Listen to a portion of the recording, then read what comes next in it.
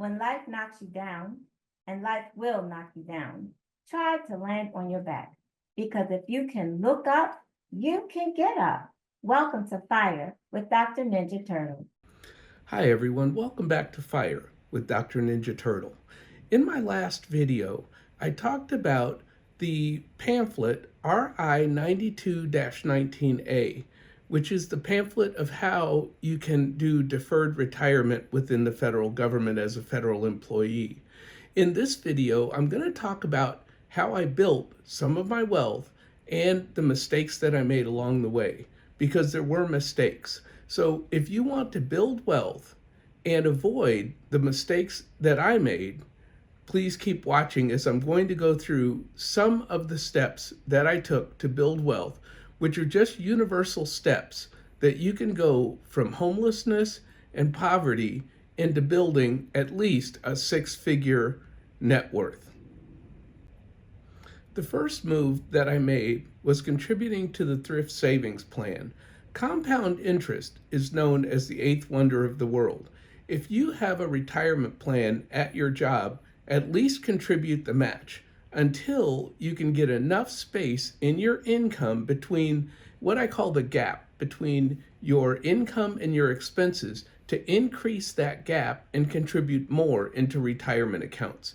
Yes, I started with just contributing the match that the federal government made in my agency, but by the time that I left the federal government, I was putting in the entire maxed out amount for the last 3 years that I was with the federal government. The next thing that really helped me to build wealth was to change my mindset.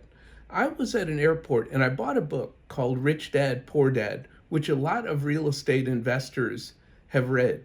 It's not so much about real estate investing as it is about mindset, which means you lower your biggest expenses.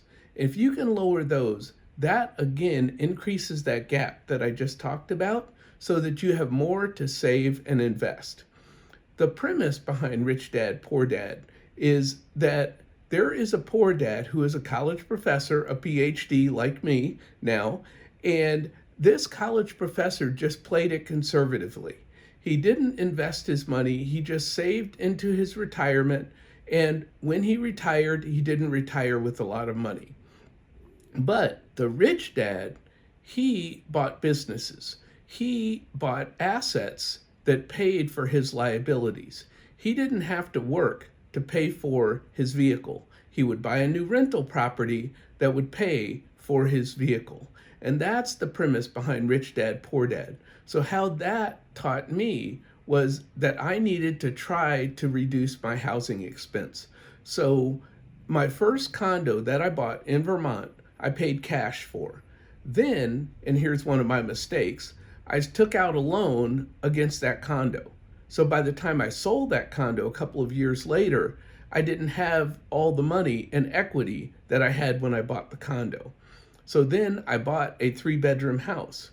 I lived in the basement for 2 years and I rented out the whole top part of that house because I didn't need a 3-bedroom house being a single person. So I rented it out to families. Well, if you hold a property for 2 years, you don't have to pay capital gains taxes because it's your primary residence. From there, I sold that and then I bought a duplex. And the duplex was very run down, but I fixed up that duplex. I lived in half and I let another person live in the other half for free. He was a retired plumber and electrician. He rewired my entire duplex in his time during the day, and that's how he paid his rent. I would go to work at my federal government job, then I would go to school at night after, and then I would come home and clean up all the stuff that he had left while he was wiring during the day. I did that for months and months and months. Now, this was a big building, and I could not afford to hire a painter. So what I did was I painted the entire building, the outside of this building, by hand. It took me all summer. I painted all night Friday night. I had a spotlight that I would put on the building and I would paint until Saturday morning. That is how you have the mentality to build wealth. You work with what you have and do with what you can. I've talked about some of the smart things that I did in order to save money and build wealth and increase equity in my real estate. But let me tell you about some of the money mistakes that I made so that you don't do these. One of them was cashing out my 401k, my retirement account, before I joined the federal government and was taught to save my money. What I did was I had a job where I was working overseas and I was able to save and invest a lot of money because I had very low expenses and I was a government contractor. And so when I came back, I had maxed out the 401k for this government contractor. But when I came back and I ended up moving from California to Vermont, and this is before I bought all my real estate, I cashed in that 401k. I thought, I'm young, I could rebuild it again. And what did I do? I bought toys. I bought a convertible car, I bought a brand new truck, all of this stuff that I bought, and it all went away. It all went away. As I was starting to go to college in Vermont, they told me that I didn't qualify for student loans, that I'd have to pay out of pocket. Well, when I ran out of money, I ended up selling that brand new convertible car that I had just bought to get money to pay for college. And I sold it for 50% of what I had just bought it for. Yes, that was a big ouch, and I made that mistake, and I hope that you don't make mistakes like that either. I have learned, don't buy toys.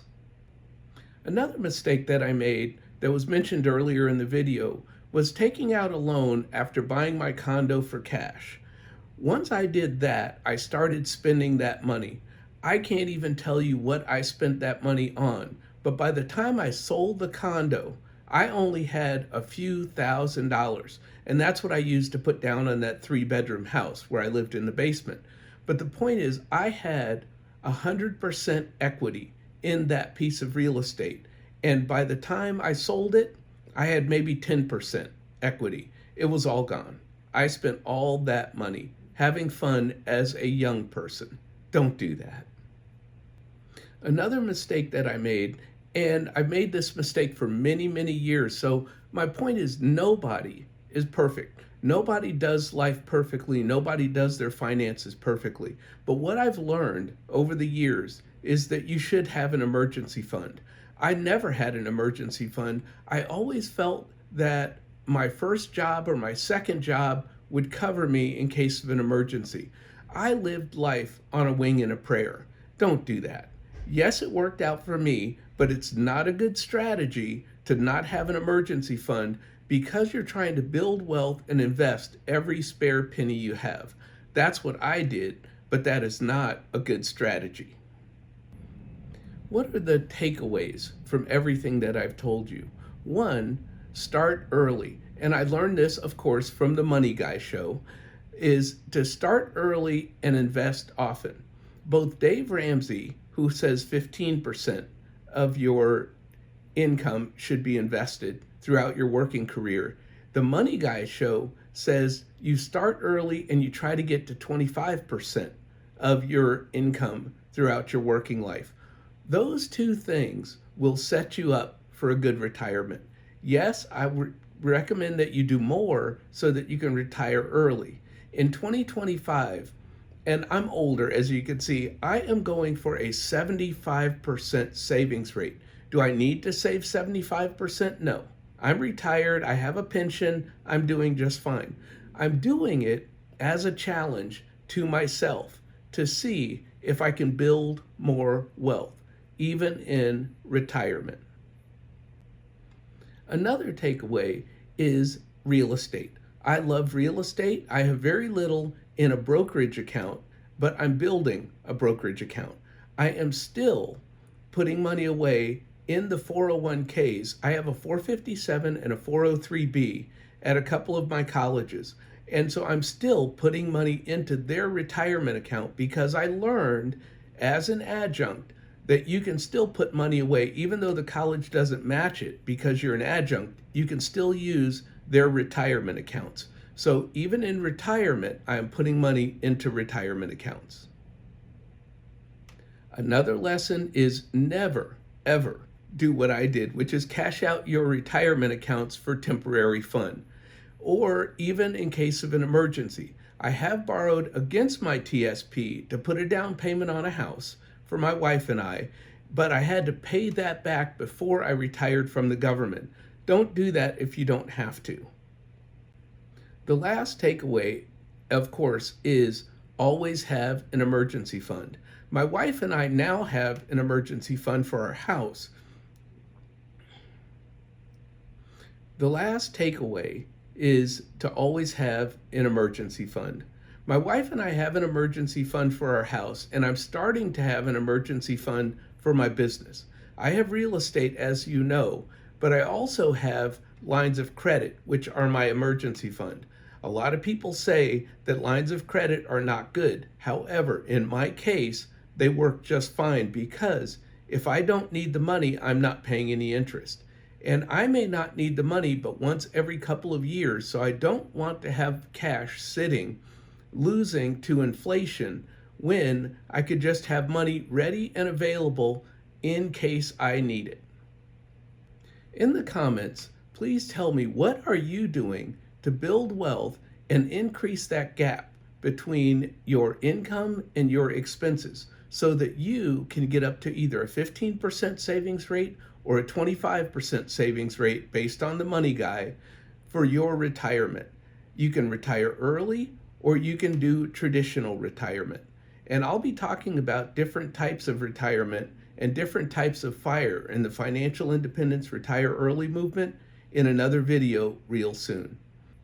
Please like and subscribe so that I can get monetized and donate my YouTube income to charity. I have a 70% savings rate, so I don't need the YouTube income, but I would like to help other homeless people who are homeless now like I was in the past. I have one final challenge. Cut one unnecessary expense and put in the comments how much money you saved that could be used for savings or investments with that one unnecessary expense cut.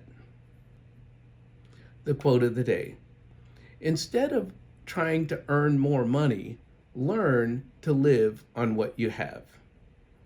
Remember, never let your past determine your future.